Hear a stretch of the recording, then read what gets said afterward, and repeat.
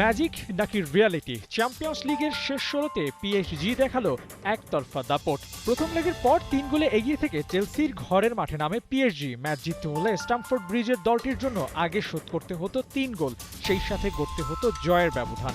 কিন্তু কিসের কি, চেলসির ঋণ বাড়িয়ে দিয়ে ম্যাচের ৬ মিনিটেই গোল করেন কাভারেৎসখেলিয়া।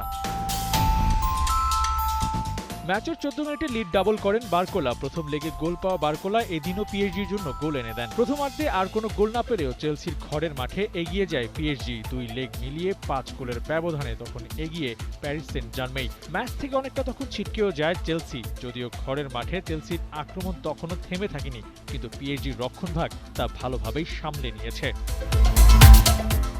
গোল ব্যবধানে পিছিয়ে থাকা চেলসির জন্য ম্যাচে ফেরা হয়ে পড়ে বেশ কঠিন। তখন একাদশের সেরা প্লেয়ারদের তুলে নেন coach Liam Rosenior. Cole Palmer, João Pedro, Enzo ফার্নান্দেজদের তুলে নিয়ে আলেহান্দ্রো গার্নাচোদের নামিয়ে ম্যাচের গতি ফেরানোর চেষ্টা করেন, কিন্তু সেখানেও আশানুরূপ ফল মেলেনি।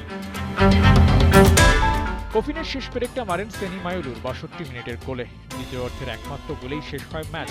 ২ লেগ মিলিয়ে ডিফেন্ডিং চ্যাম্পিয়নদের সামনে একেবারে টিকতেই পারেনি চেলসি। শেষ ৮-এ জায়গা করে নেওয়া পিএসজির সম্ভাব্য প্রতিপক্ষ গালাতাসারাই কিংবা লিভারপুলের মধ্যে যে কোনো এক দল। দারুণ দুটো ম্যাচ খেলা পিএসজির নজর এখন শিরোপায়। আবু নাঈম, ৭১।